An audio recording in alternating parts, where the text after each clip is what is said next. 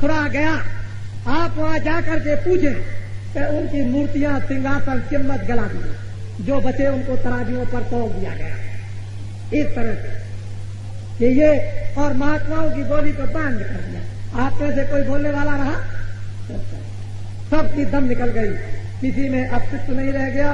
ये तो भगवान की ही लीला थी। इसलिए जनता की बनाई हुई जनता पार्टी के जो प्रतिनिधि जिनको आपने भेजा है, उनसे 1.5 साल तक आप कुछ मत कहिए, जरा भी कुछ मत बोलिए।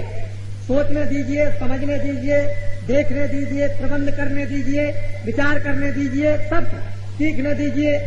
1.5 साल तक आप कुछ मत बोलिए, चाहे एक छटाक का गेहूं 1 रुपए का बिकता है।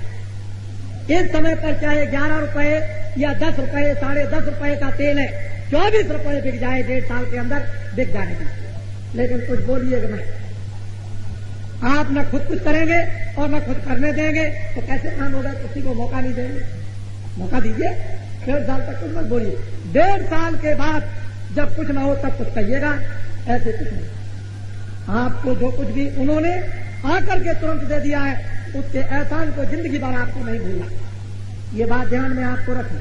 हमको, आपको, सबको क्या करना कि जो पौधा आपने लगाया है उसकी सिंचाई भी आपको करनी, साथ ही साथ में उसको बाढ़ लगानी कि बकरी, गाय, भैंस, ऊंट जाकर के उस पौधे को खाना दे।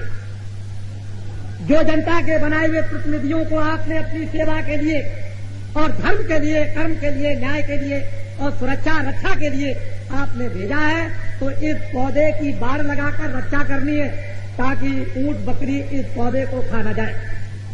बड़े बड़े गलत झूठे प्रोपेगेंडा जो 21 महीने में हुआ करते थे, झूठी झूठ अखबारों में, रेडियो पर एक तरफ से झूठी झूठ निकलता था और कुछ नहीं था।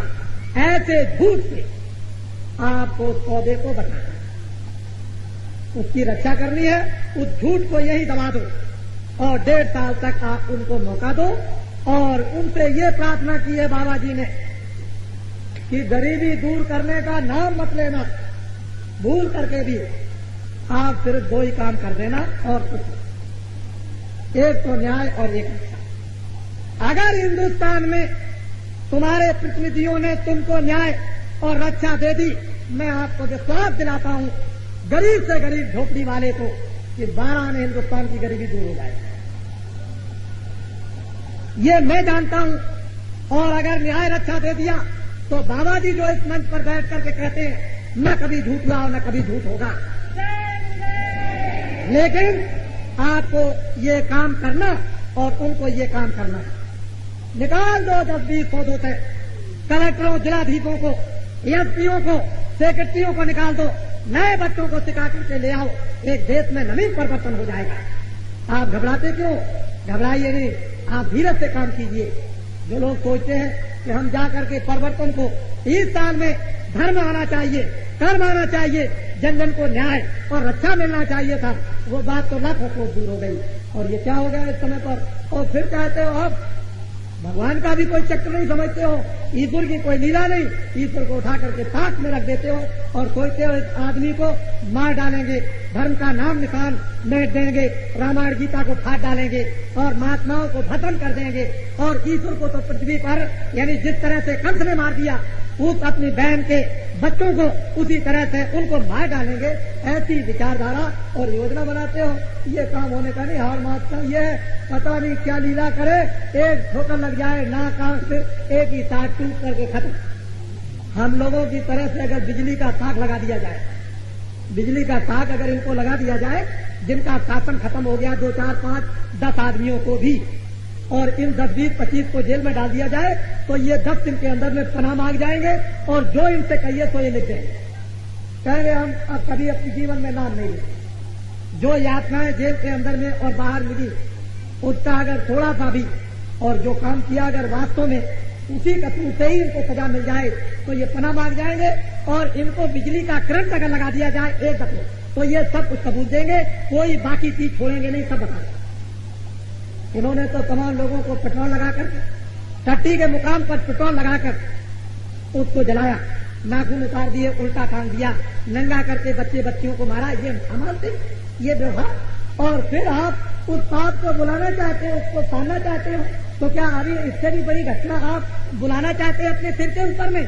फिर ऐसी घटना होगी जो कृष्ण ने समझाया था कौरवों और पांडवों को, और नहीं माने तो करके दिखाएंगे। समझ लीजिए आप, बड़ी भारी घटना होने वाली है। भगवान से प्रार्थना हो रही है कि प्रभु आपके मनुष्य हैं, आपकी आत्माएं, इन पर दया कीजिए, सुधार हो जाएगा और इनमें धर्म आएगा, कर्म आएगा, चरित्र आएंगे, बुराइयों को छोड़ेंगे। आप नहीं मानते हो तो फिर आपकी मर्जी, जो करोगे तो पाओ। बुरे का बुरा और अच्छे का अच्छा, ये तो इतिहास आपका है, और नहीं करके देख लो, उसमें क्या बात है। इसलिए थोड़ी बातें ध्यान में रखिए। अब मेरी मोटी बात यह है कि मैं भगवान का तो रास्ता बताता ही हूं, इसमें तो कोई संदेह नहीं। ईश्वर प्राप्ति का रास्ता लोगों को बताया करता, और मैं धार्मिक हूं। हाँ, ये सुधार की जो बातें कर रहा हूं उससे मैं कोई राजनीतिक नहीं, लेकिन अब क्योंकि सुधार की बातें करने में आप मुझे राजनीतिक समझ लें, तो अब ये आपकी बुद्धि, मैं क्या करूं। एक बात और बताएं आपको, सन 75 में 23 जनवरी को कानपुर के फूलबाग के मैदान में जिस तरह से आरएसएस, जनसंघ, इस्लामिया जमाते, अन्य और बहुत सी संस्थाएं जय गुरुदेव भगवान का नाम को भी उसको संस्था बना करके करोड़ करोड़ रुपया जो है ऐसी संस्थाओं को बदनाम करने के लिए आदमी रख करके प्रचार सारे देश में किया जाता था कि ये सब राष्ट्रद्रोही हैं। बताइए आप, कानपुर के फूलबाग के मैदान में निमंत्रण हुआ मुझको भी कि अपने धर्म संदेश को सुनाइए आकर। हमने उसको स्वीकार कर लिया, और जब उस मैदान में पहुंचे तो 30 लाख लगभग नर नारियों की उपस्थिति और 45 मिनट बोले, उसमें से एक भी शब्द अखबार रेडियो पर नहीं आया।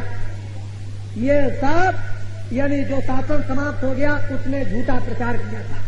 हमारा नाम तुलसीदास, आश्रम मथुरा में जय गुरुदेव नाम का प्रचार करते हैं, और जय गुरुदेव नाम उस परमपिता का, और विष्णु के नाम 1000 और भगवान के नाम अनंतों, उसमें से एक नाम जय गुरुदेव भी मानिए। और आपसे पूछा जाए कि विष्णु के 1000 नाम कौन कौन है, तो आप नहीं बता सकते हो, और भगवान के अनंतों नाम कौन कौन है उसको नहीं बता सकते हो, तो धर्म पुस्तकों को देखिए, उसमें एक नाम जय गुरुदेव भी निकल आएगा। हम कोई विपरीत नहीं है। रामायण, गीता, भागवत, वेद, पुराण, मंदिर, मठ, सरजू, यज्ञ, हवन, पूजा पाठ, जप तप, तीरथ, सब योग साधना। आप क्यों किसी को ऐसा निकट में आओगे तो सब बातें समझ में आएगी, नहीं तो आपकी समझ में नहीं आ सकती है। तो ये बदनाम किया जाता था, लेकिन जब से शासन समाप्त हुआ तब से देखिए पार्टियों की कोई बदनामी आई कि हिंदुओं ने मुसलमानों को मार डाला, मुसलमानों ने हिंदुओं को मार डाला, इन्होंने ये कर दिया, उन्होंने वो कर दिया। अब कोई बात कहीं नहीं आ रही, सब खत्म। ये सब झूठे प्रचार, इसलिए कि हम लोग किसी प्रकार से अपना अक्षम, अपना अपने लड़के का, अपनी बहू का, अपनी भांजी का, अपनी भतीजी का, सबका अपना शासन जुग जुग तक करते रहे, सारे देश की जनता मर जाए। इसलिए हम तो लोगों को ऊपर, अरे भाई, मिट्टी देकर, बतासा देकर, हाथ लगाकर, पूजा कराकर, पाठ कराकर, भगवान का नाम लेकर आपकी कितनी तकलीफ है दूर करते रहते हैं, और तुम्हारी तकलीफों को दूर करने की भगवान से प्रार्थना करते रहते हैं, और वो सुनता रहता है और आपकी तकलीफें दूर होती रहती है। आपने देखा कि सैकड़ों यानी जिनके ऊपर में भूत सवार थे, हमने उनको दिखाया, देखिए कितने लोग भूत से नाच रहे, और 2 दिन के बाद सबके भूत खत्म, उतर गए, सब अच्छे होकर के साकेत महायज्ञ में अपने अपने जयकारे भगवान के लगाते हुए उठते हैं। अरे कितना उनका फायदा, हर शारीरिक फायदा, मानसिक फायदा, आत्मिक फायदा, परिवार का फायदा, देश का लाभ, सब तरह का लाभ, हर तरह का। बाबा जी आपके लिए प्रार्थना करते रहते हैं और आपको लाभ पहुंचाते रहते हैं परमात्मा से दया मांग मांग कर, और आप ये कुछ भी नहीं समझते तो फिर क्या होगा। इसलिए समझो, उसको सोचो, उसको विचार करो। अब कुछ लोगों को कुछ समय के लिए मौका दो। अरे अब मौका दो जिससे कि 81 पार होकर 82 लग जाए, और 82 के बाद संवत 2000 तक क्या होगा ये बाबा जी बताए। संवत 2000 तक क्या होगा पूरा होने पर, इसलिए सतयुग आगमन, साकेत महायज्ञ, सतयुग आओ हम तुम्हारा स्वागत करते हैं। उसमें धन धाम से संपन्न, उसमें शरीर से निरोगी, और उसमें धर्म पालन, और उसमें आत्म कल्याण, और उसमें देशभक्ति, और उसमें मानव भक्ति, उसमें पति पत्नी का प्रेम, उसमें सुपुत्रों का और सुपुत्री का इस तरह का क्या होगा, ये तो बाबा जी आपको बताएंगे। अरे इसी के लिए तो आप सब कुछ करते हो, बच्चे बच्चियां अच्छी हों, हमारा परिवार घर द्वार सब संपन्न हो जाए, हम शरीर से निरोगी और कपड़ों से हर तरह से संपन्न होकर अपनी आत्मा का कल्याण कर सर्वदा के लिए मुक्त हो जाए। तो सज्जुग आगमन साकेत मार्ग, वो दीवारों पर आपके आ जाएगा और अभी आ गया होगा, उसको ध्यान से याद रखिएगा। अभी लगभग 6 महीने हैं उसके लिए आने, दिसंबर में जाकर के होगा। जब साल समाप्त होने लगेगा, दिसंबर में 12वां महीना जब पूरा होगा तो 25 तारीख से प्रारंभ होगा और जब पहला महीना शुरू होगा तो 5 को संपन्न हो जाएगा। ये अहमदाबाद साबरमती के बीच मध्य भाग में, और आप वहाँ आइए और देखिए। आपने बहुत इधर उधर भ्रमण किया है तो जरा उन देवताओं को जो सब पहुंचेंगे वहाँ, उनके उस आनंद को और प्रसन्नता को भी जरा देख लीजिए, उसका भी कुछ भाग बता लीजिए, बांट लीजिए तो अच्छा होगा।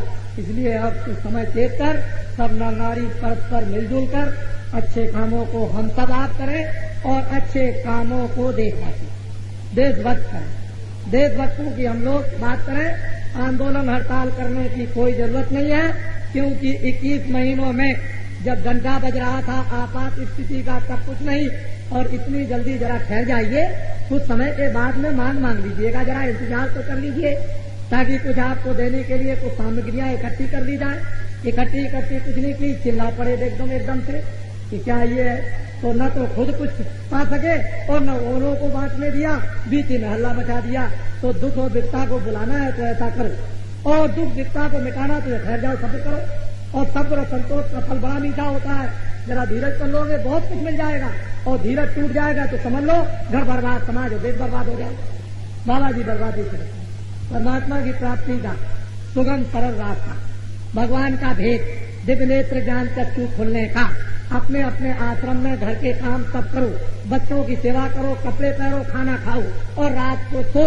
23 घंटे तो ये सब काम करो, और 1 घंटा आत्म कल्याण के लिए चारपाई पर बैठ के, रजाई ओढ़ के, कम्बल ओढ़ के, पैर लटकाकर और जमीन में लेटकर, अगर तुमको समय न मिले तो टट्टी में बैठ भगवान का भजन ध्यान कर लेना। उतने ही में आत्मा की सिद्धि, आत्म जागरण, दिव्य नेत्र ज्ञान चक्षु, भगवान की वेद वाणी सुनने को मिलेगी। ऐसा सुगम रास्ता तुमको सौभाग्य से मनुष्य रूपी मकान में मिला, और इसको किसी को छोड़ना भी नहीं चाहिए। ये तो बात है। तो बाबा जी के 1 करोड़ नर नारियों से ऊपर भारत में इस रास्ते पर साधना करने के लिए लगे, और 3 वर्षों में 1 करोड़ आदमी और हो जाएंगे। तो 2 करोड़ तो भगवान के ध्यान में, बाबा जी के मार्ग बताने वाले, बाकी अन्य महात्माओं के अलग होंगे, और इनके सबके साथ में 5-5 आदमी, 2 करोड़ आदमियों के साथ एक के साथ 5-5 आदमी जुड़ा होगा, तो 5 और 2 7 करोड़ आदमी। और अगर और महात्मा मेहनत करने लगे, जितने भी भारतवर्ष में मठ मंदिर आदि के स्थान सब लोग लग जाएं धर्म कर्म के प्रचार में, तो वो भी 2, 4, 5, 10, 20 करोड़ आदमियों का जागरण कर सकते हैं। लेकिन जब और आगे समय गुजरेगा, 81 की तरफ जाएगा, तो और 1 करोड़ आदमियों को जगा दिया जाएगा, तो फिर और बढ़ गए आदमी। तो समझ लीजिए कि भगवत आराधना और भगवत विश्वास के नर नारी 10 करोड़ भारत में पैदा हो जाए, और 10 करोड़ आदमी अगर भारत में प्रचार करने लगे, तो कै आदमी पड़ेंगे 1 आदमी पर? जरा इसको आप सोचिएगा, दिन को मत सोचिएगा, रात को जब लेटिएगा तब सोचिएगा कि 10 करोड़ आदमी अगर प्रचार करने लगे भगवान का, तो कै आदमी 1 आदमी पर पड़े? तो आपको सब कुछ मालूम हो जाएगा कि हिंदुस्तान की आबादी क्या।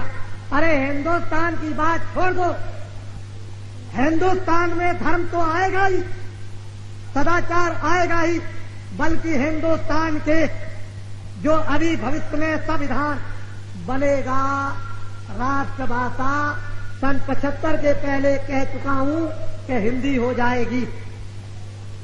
संस्कृत को आपको पढ़ना पड़ेगा, और राष्ट्रभाषा हिंदी होने के बाद जो भारत का एक नया संविधान बनेगा तो विश्व के लोग भारत के संविधान को स्वीकार कर ले